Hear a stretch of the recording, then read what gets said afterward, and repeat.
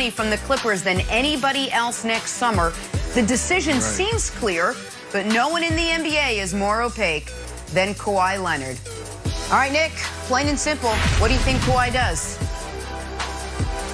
Well, we are all guessing when it comes to Kawhi, and Chris Haynes alluded to that. Always. But if I were a Clippers fan this morning, I would be thinking two things. The first of which is, why, God, did you make me a Clippers fan? What did I do in a previous life to deserve this fate? But the second thing I would be thinking is... Throw that in there. I'm a little annoyed.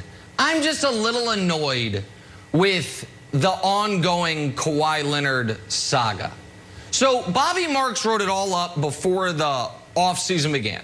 The best thing for him financially, which also was the best thing for the Clippers, would have been for Kawhi to opt in and immediately extend for a 4-year deal. It would have essentially been 5 years, $217 million. He didn't do that. The worst thing for him to do financially would be to opt out and then sign a 4-year deal. 4 years, 176. He would essentially be leaving $42 million guaranteed on the table. So all that leaves now, and what is the most likely option if he stays, is he signs a 1+1, a 2-year deal that's really a 1-year deal for $40 million a year, and then goes through this whole process again next year when, by the way, he likely won't even play this season. And so I think he probably stays with the Clippers, and I think he probably doesn't play at all this year. And I think the Clippers are going to look at this and say, so we will have had Kawhi Leonard for 3 years at max money, traded all of our future flexibility to get the guy he wanted in Paul George, and Kawhi Leonard has been on the court for 2 first-round playoff victories, and that's it. And so I think he probably stays with the Clippers, but I do not know, Brandon, that the next game he plays is with the Clippers, because I don't know that he's playing this year, and I think he's going to be a free agent again in 1 year. Yeah, well, the point on, living up to expectations, basically, did Kawhi Leonard get it done? I think there's so much to unpack there. Wasn't the ideal situation when you look at COVID and them going into the bubble and not wanting to be there. And then last year, I think they turned it around and then they got hit with injuries in the playoffs. But, Nick, you hit it on the head. It's a 1-and-1, and he's in position to sign a 5-year extension in 2022 for around $235 million. Why is that important? Because the player has the power when it comes to free agency. In the NBA and the NFL, so many guys fought for free agency, fought for this time. Now, the tricky part, Wilds, is, him coming off of this ACL surgery back in July. Most thought that because of the injury, he would be, opting in, right? Because there's too much risk there. This guy's 30, and he already has some injury issues, right? We're already talking about, well, for the past few years, we've been talking about load management. So the easy thing was to opt in. This dude is betting on himself. This dude is going out there and saying, I don't care about the July 13th ACL injury. I'm going to go out there and do what's best for me and put myself in position to actually make more money longer. So that's what we're seeing Kawhi Leonard do, and we're seeing other guys in the NBA do the same thing. Chris Paul, CP3. CP3, 36 years of age. Why are you opting out, right? So guys are betting on themselves, and I truly believe guys like Kawhi Leonard and CP3 will bet right. Yeah, I think the bet is right, Brandon. I think they're betting on themselves, and I bet that they end up staying with their respective franchises. And, Nick, the NBA offseason is filled with a lot of drama, but this is one of those dramatic episodes that you see sort of coming like, oh, I kind of knew that from the first few minutes of the show. The reason people leave are cash, city, and championships. We know Kawhi can make the most money with the Clippers. We know he's from LA, and we know they can contend to win a championship. Debatable. Now, I know he's listening to other offers. I think Mark Stein said Miami, maybe Dallas, but I think they're listening to offers like how I'll listen to your suggestion that we go on like a family cruise. Like, I'll listen to it. I don't think there's any chance of it happening. I'm not a cruise guy, but I will listen. But I'm not giving that any credence. The question for you is this. do you think, when we talk about Cash City or championships, that Kawhi has a legit shot at winning a championship? Because I feel like the optimism in the building is very different than the optimism outside of the building. I feel like Ballmer and Kawhi think they can get it done, and I don't know if anyone else does. Do you?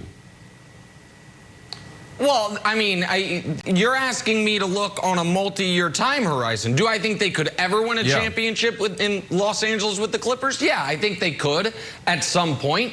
But I think next year is already scratched out. And then Kawhi's 31 with the injury history. Brandon, you're talking about Chris Paul opting out of the $44 million. He's going to sign an extension or sign a deal, either an extension or somewhere, immediately this summer. You're right that if Kawhi were to sign, the most money he can make is the 1+1 opt out and then 5 years, $230-some million.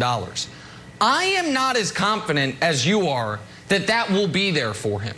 I think the Clippers are, let me call it, I mean, 5 years. So we're talking about 5 years plus this year that's coming up. So 6 years. You're talking about paying 36. Kawhi Leonard in his age 36 season, $50 million.